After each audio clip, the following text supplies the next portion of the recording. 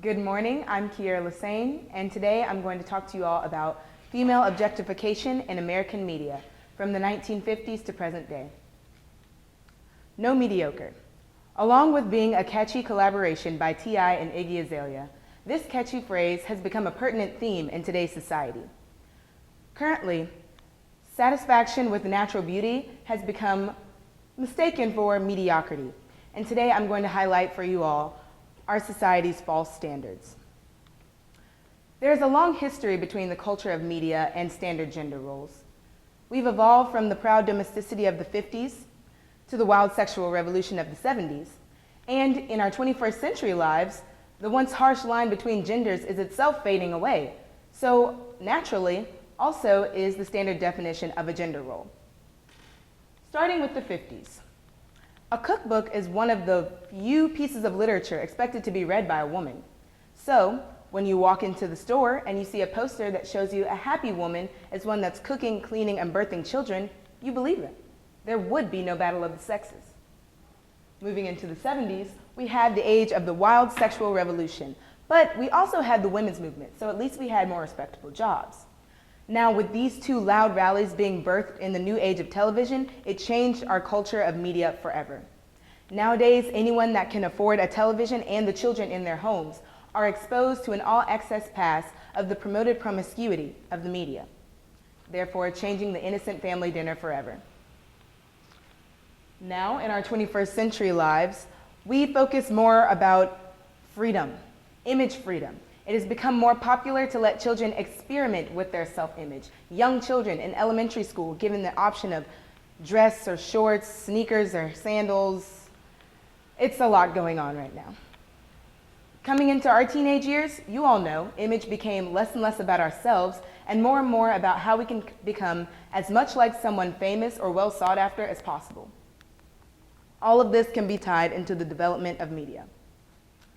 Media has a strong domination on the way people view themselves, whether they admit to it or not. And a large struggle is the vulnerability of women and the pressure that they feel to be like these other females glorified in songs, advertisements, and television. Melodic poetry, or song, is catchy and memorable. So these days, anything that's our favorite song can become words we live by. Songs talk about what the world perceives as sexy. They talk about the perfect relationship or the perfect woman, from a brick house to a trap queen. These are things that we've, as society, have learned to accept, to be normal. So now we have young girls running around looking for guys who want a bad chick or trying to be like girls whose milkshakes bring all the boys to the yard. These are society's norms. These things encourage women to feel like they need to have long hair or big butts to even be thought of as attractive. And when artists like Drake try to come in and promote sweatpants, hair tied, chilling with no makeup on, even this is a false hope to any woman who feels like she could be herself or relax when she's to be thought of as beautiful. When in fact, the music video for this same song shows a half-dressed video girl in full-face makeup in a locker room gym. Now, she's supposed to be working out, but her body says otherwise. The only thing remotely normal about this is her ponytail. We can't ignore the signs because they're everywhere. Even in 1983, Leslie Wexner, builder of Victoria's Secret, realized that it wasn't nearly as effective to produce products and market them towards men as it would be to infringe on the self-doubt of women. It's much easier, he thought, for women to feel the pressures to want to be as perfect as these Victoria's Secret angels. This was very intelligent because these days the products practically sell themselves. Moving into the Venus Soleil women in their tight skirts and their tiny shorts, selling their shaving cream, prancing around in practically nothing. And I cannot forget the Hardee's advertisements. Overly exposed, overly dramatic, provocative Hardee's women, grilling in slow motion, taking large sexual bites of hamburger, all to make a buck off a burger. It's disgusting to think about how much money is being made off of the exposure of the female body. And while women are struggling to love themselves for who they are every day, businesses around the world are monetizing off of our bodies. They are making bank off of our insecurities. It's in your ads for clothing, like Abercrombie and Calvin Klein. It's in your ads for cars like Nissan. It's even in ads for soap, when in an attempt to sell a product, Axe tells men that their smell will bring them skimpily dressed, busty women. Because that's what everyone wants, right? We see the objectification, yet we still support these companies because they make women feel beautiful through the power and strength of acceptance. But what we often overlook is the fact that they're selling us bodies that don't exist.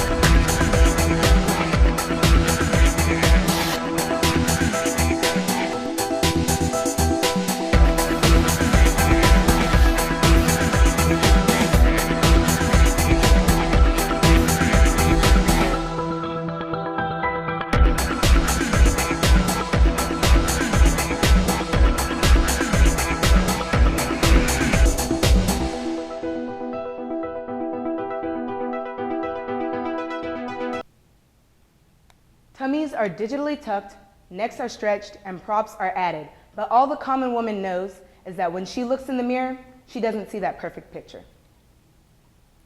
The destruction of our sexual media is causing a depletion of the already frail confidence and self-love in our young girls.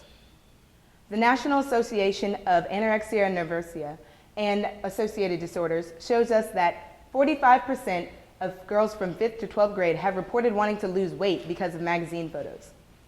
81% of 10-year-olds are afraid of being fat, and 25% of college-age women engage in binging and purging as a type of weight management technique.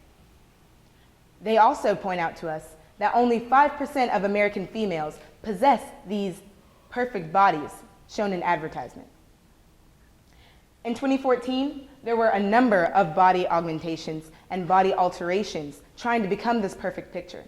The numbers behind me are only surgeries performed by the ASPS, so imagine the numbers around the world. Imagine the number of incisions, bruises, and heals, all to become this digital woman. Comparison. It's the hidden enemy behind every selfie, #OOTD, and mirror picture taken, posted, and seen. Females are being slapped in the face by their own society for something they cannot control.